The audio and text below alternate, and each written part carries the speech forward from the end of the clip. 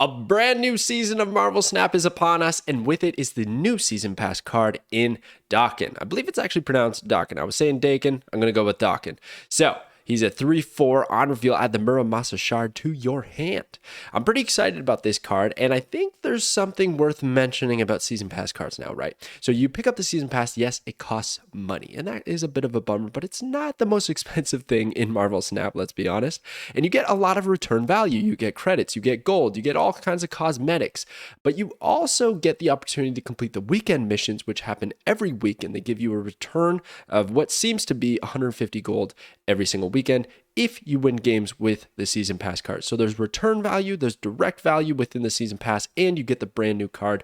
So that's always a W in my books. But is the card actually worth it? Is it worth picking up? Is it going to be strong? Are you going to use it? Those are the things we're going to look to answer in this video by talking about some deck lists, counters, synergies, and mechanics of Daken. Now, a super important note is what else is in the Spotlight caches. This is a bit new to us because we haven't seen a Season Pass card with the Spotlight caches, so this is how it works. Because the featured variant for Daken is in the Season Pass, he's not actually in the Spotlight caches. Instead, 3 cards are available to open up, and that is Galactus, Nimrod, and Spider-Ham, and these are their Spotlight variants, respectively. Now, the 4th option, of course, is the 1,000 tokens if you roll a duplicate or a brand new Series 4 or 5 card that you do not own. So if you don't own these 3 cards, it's actually a pretty sweet opportunity to pick up most likely a brand new card in your Spotlight caches. If you don't own, say, like Spider-Ham, I think that's a really good pickup. Or Galactus has always been a reoccurring card. It's not as strong as it once was, but I think it's sneaky now because not a lot of people play it, so it's got that surprise factor. But if you're interested in any of these cards, I think it's a pretty good week to pick one of them up. But we're going to talk about the Season Pass card. So, Daken, like I said, a 3/4 with the Muramasa shard being put to your hand, but what is the shard? Well, here it is. It's a 1/1, and when this is discarded or destroyed, double Daken's power. Very important to note that it costs 1, because if you're going to destroy it, then you actually have to play it, and then the net amount of energy that you have spent is 4, but you have the opportunity to get 8 or possibly more power than that, because it's doubling Daken's power. If he's been buffed to a 5 power card, then it's going to go to 10. If he's been buffed to a 10 power card, it's going to go to 20. That kind of exponential growth. So that's pretty exciting. I think there's a lot of synergies here. We got the discard, the destroy, kind of playing on that Wolverine, X-23, another card coming out this week. A lot of synergies with both those archetypes being blended together, but I think there's only going to be some specific avenues that you actually want to put Daken in, but I think he's going to be a really strong card, and I'm excited to show you guys some of the theory crafted deck lists that I've brewed up, but there's some mechanics that I definitely want to let you guys know about. All right, a few important notes here. So if your hand is full, the shard will not generate. That's just common knowledge in Marvel Snap, right? But I just wanted to clarify that. It's just like if you have a full hand and you play Agent 13 or something like that, the card's not going to go back into your hand. Another thing is destroying and discarding your shard will not buff enemy Dakens. So the reason that I've come to this conclusion on how this should function, because it doesn't actually say on the shard your Daken, which I feel like they should maybe clarify that, but they have in previous example in Thor and Mjolnir. So if you play Mjolnir and your opponent has a Thor, it's not going to buff their Thor. We've play tested this is how it works. It only buffs your Thor. So I guess it's a matter of what you do, the action you take to discard or destroy your shard, or the action you take to play your Mjolnir is what actually activates your Thor respectively, or your Daken respectively. Also, resurrecting the shard will not revert this buff. So the idea being that if you somehow discarded it, let's say you discarded the shard and then Daken went to 8 power, and then you resurrected with Ghost Rider or Hela by accident, or maybe that was a part of the plan or anything like that, right? It's not going to go, hey, the shard's back on the field, you're going to lose your 4 power. No, it won't. Actually, what it could do is provide another opportunity to then destroy the shard again and then double his power once more, going to 16, which is just madness. The growth that this card can go through is just absolutely crazy. He can get out of control, but the idea being that if you do bring back the shard, it's not going to revert his buff. It's also not an increase to his base power. It's just a power buff. This is very important to note because there's cards like Shadow King that are going to revert your card back to its original base power, which if he went to that 16 threshold that I was talking about, he's going to go down back to 4. On the flip side, though, there's locations like the Quantum Realm, which sets the base power of a card played there to 2. It will do that. And then if you double the power of Daken, right, if you discard or destroy that shard, he's going to go to 4 because it's going to double his base power or whatever you have buffed him up to at that point. If you like had a Nova explosion, he got +1 power, then he would go to 6, right, 3 to 6, etc., etc. Okay. So some of the pros that I see with Daken. So many synergies, discard, destroy, buff, going back to the hand. Like there's just a lot going on with this card, and that's why I think it's going to find play in some kind of list. Now, I will say, I think the best application for Daken is to be used as a 3/8. That's a premium stat line. You're pretty satisfied with that, meeting that condition. And I think it works best with discard because then you don't have to actually play the shard, right? You don't have to pay that 1 energy toll to get to that power threshold. Instead, you just got to do what you were probably already doing, which was discarding cards from your hand, discard that shard, boom, you have a great value card on the field that cannot be Shang-Chi'd. It can't be destroyed via that amazing tech card that is like the most popular, the most run card in Marvel Snap. So just a great value play right there. Easy condition to meet. I don't think it's that hard to discard or destroy the shard. There are so many cards built into Snap to do so already. If you look at the discard package, you got like Clean Wing, MODOK that are easy activators. If you look at the destroy, there's Carnage, Killmonger. Like there's just so many options. I don't think it's going to be that hard. You just have to put a few of those cards into your deck and you'll find a way to get rid of that shard and then buff up your Daken. And the last point I want to make, which I think is pretty valuable, I assume that not a lot of new players end up watching these videos, but I think this is a really great season pass pickup for new players. When I was starting in Series 1 and Series 2, I wanted really badly to build a destroy or discard deck, but I was missing pieces and I ended up putting some weird stuff into the list just to make it kind of work, but it didn't have a whole lot there. You end up kind of going the on reveal or the ongoing route or just good value cards or something along those lines to make a deck that works. I think you pick up Daken, like all of a sudden, like you can put this card in, it's going to work a lot. You have those early cards. I could see an amazing combo just being playing the Shard, Nova, and Carnage on your final turn to make your Daken really powerful and then buffing your board. So yeah, I think it's just a pretty sweet pickup for new players compared to something like Phoenix Force, which required a bit more of the Series 3 cards to help it out. All right, now let's look at some of the cons for Daken. So he's going to cost 4 in the Destroy package. I think that is actually a pretty big hindrance in why we're going to find it in a lot of discard lists rather than being in the Destroy lists. Because if you got to play the Shard, then you're going to get a 4/8, but it's multi-card setup. You also have to have a Destroy activator to destroy it. You got to not get countered by armor. There's just a lot going on to get a 4/8. Now, mind you, if you can, buff it up with Nova, you can do some other shenanigans with Shuri or whatever you got to do, you can get to some crazy power totals, and that's going to be well worth it. Killmonger is an easy activator, so it's not going to be too difficult. But there's just, that concern that, yeah, you actually have to play the Shard from your hand, and maybe that kind of, ruins your curve along the way. It's turn 5, you wanted to play a 5-drop or something like that, but you got to play the Shard at some point in time. You don't want to spend turn 6 doing it if you don't have to. So I feel like it could get a bit awkward. And the multi-card combo is where it's kind of tricky. And then it's a weak play if the ability doesn't trigger. So it's really easy to look at Daken and say, oh, this is a 3/8, this is fantastic, right? But if you get Cosmoed, or you get armored and you're trying to destroy the Shard, or you're just not able to discard it, you're now playing a 3/4 that has an ability, doesn't even get buffed by Patriot. Like, it's not that great, right? We don't want to do that. We want to find a way to activate the ability of Daken, or else we're going to be in a rough spot. So that's one weakness, but Again, I think it's an easy condition to meet, so I don't think that's going to happen a whole lot, but there's your bonus Cosmo value. So yeah, Cosmo is just a pretty easy layup for a counter, right? Daken has an on reveal. This denies it if you can pick the right spot. So that's a pretty good counter. Armor is definitely another counter if you go the destroy route. But of course, if you're discarding from your hand, you're not going to worry about armor.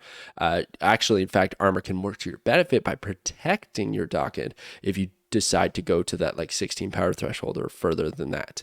Shadow King is actually a really big counter. If you're not planning on picking this card up, you're seeing it a whole lot, I would seriously advise teching in Shadow King. Not a lot of people see it coming. And, you know, if they are heavily investing in their Daken going to that 16 power threshold, wow, you're going to completely ruin their lane.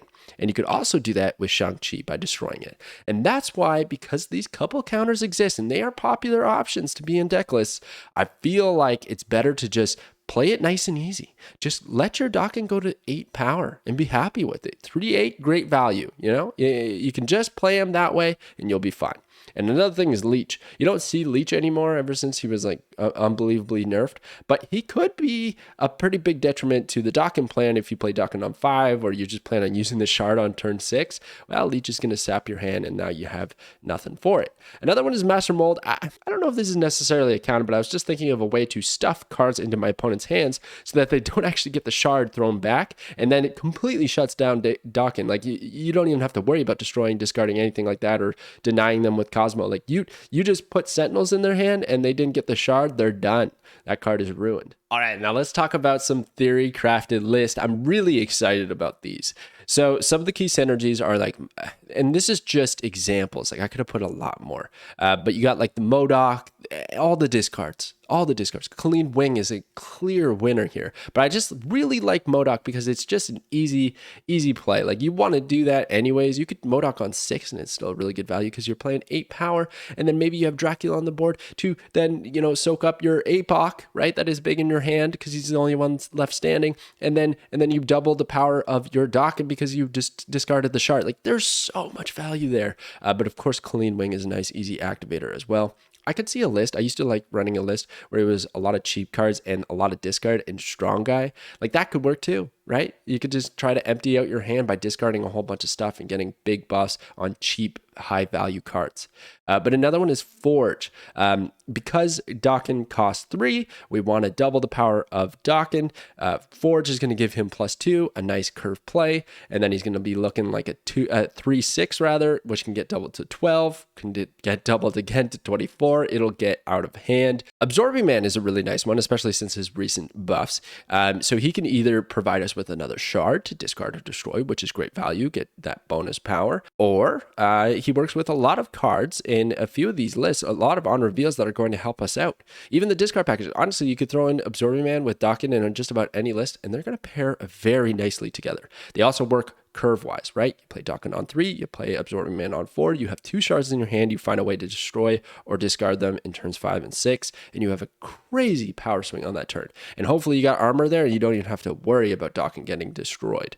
But here's one of the ones I'm most excited about, and that's Professor X. So you lock up a lane that you're losing, doesn't even matter, and you got Daken there, and then you can find ways to, you know, discard or destroy that shard, and then you get him to 8 power, and that's +4 power for your Professor X. It's great. I have a list here, Muramasa Trap. We're actually going to get to it right now because Killmonger is an obvious synergy card, where the idea is I want to lock up a lane with Professor X. I'm going to extend the game with magic or something like that. Maybe I'll play Sarah on turn 6. I don't know. There's a few options here, but we lock up a lane with Professor X, and whatever cards I have there, and hopefully it's Daken, I can then discard or destroy.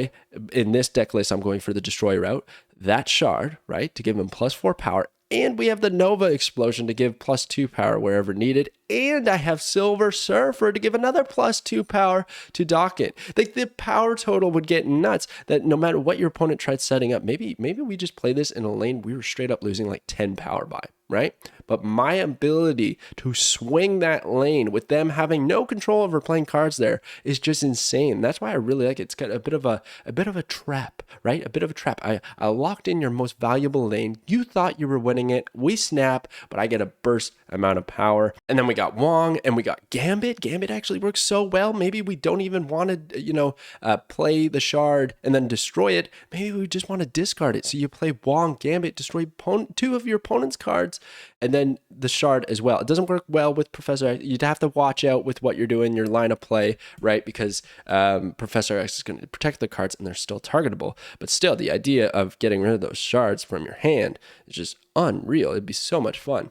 And then there's a standard like Surfer package because we have so many 3 costs. You got Daredevil to know where you're going to play your Professor X on turn 5, or if maybe you want to play your Sarah. I feel like this deck list is going to work pretty well together. I'm pretty excited to try that one out. And the next list that we have is Daken. So this is basically a Shuri list, right? But the idea being that we use it on Daken to get some crazy buffs. We have armor to protect him, and then we're going to Taskmaster on that final turn elsewhere. And the backup plan is Red Skull.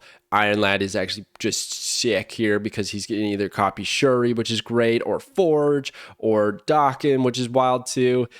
Just a bunch of stuff, which is just great to get another shard, etc., etc., etc. So I feel like this is going to work really well. We have Colleen Wing as an activator for the shard, Killmonger as an activator for the shard, Absorbing Man on top of those just in case, ZABU to cheapen these things because we got Iron Lad, Absorbing Man, Shuri.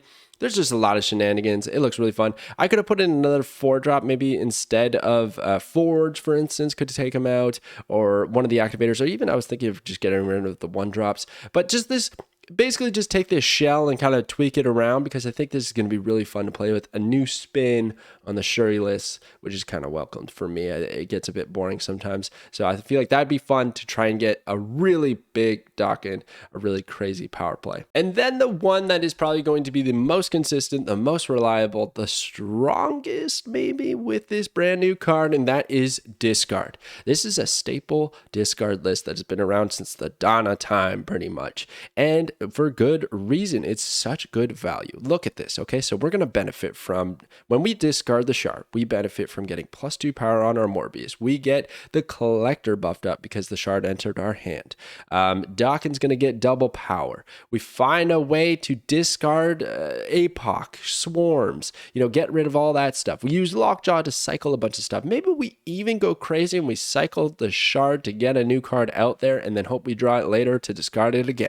There's a lot of shenanigans that could be had here. But the idea being that we play Daken, we play Dracula 3/4, and then on turn 5 we MODOK, turn 6, I don't know, you play America Chavez, and then the only thing that's in your hand is APOC. There's a lot of routes to this deck list, right? There's a lot of options. It's really fun as well to play a core discard list like this, and I think he's going to fit very nicely. All right, so in conclusion, yeah, I think this is going to be a very good card. I think this is going to be really fun to play with. I like Thor a lot, the little mini quest of trying to, draw the Mjolnir and then play it. This is even easier. It goes straight to your hand, and then you're just going to have one other card to help you out. And actually, there's a lot of locations that are probably going to help you out as well, right? Death's Domain, anything like that, to just discard the shard. Yeah, there's just a lot of opportunities to get to this to 8 power. If you do have to pay 4 by playing the shard, not the greatest, not the worst. Fits in a lot of deck lists. Seems like a high value card to pick up for this month. And honestly, compared to all the other cards coming out this month, I'm feeling very unsure about a lot of them. This is the one I'm most confident about. Like I just can see this working. Now, the 3 slot is a competitive slot in Marvel Snap. There's a lot of 3-drops that have high value that get run in a lot of decks, so it might be difficult to find a card to take out and replace with this. But man, I like just theory crafting those 3 deck lists and a few others that you can catch on the article on snap.fan. Definitely check it out. We'll have that up on Monday before the card drops. But yeah, it's just a really strong art. Let me know if you're picking this one up and if you're excited about it. And maybe if you want some of these Spotlight Cash cards and you're excited about those, definitely let me know if you plan on using Spotlight Caches for these. I'm definitely going to be picking this card up. I think I'm going to save my Spotlight Caches for September because that is the month, man. I'm so hyped for that month. But anyways, thank you so much for watching, everybody. I hope you enjoy the new season, and I'll catch you guys next time.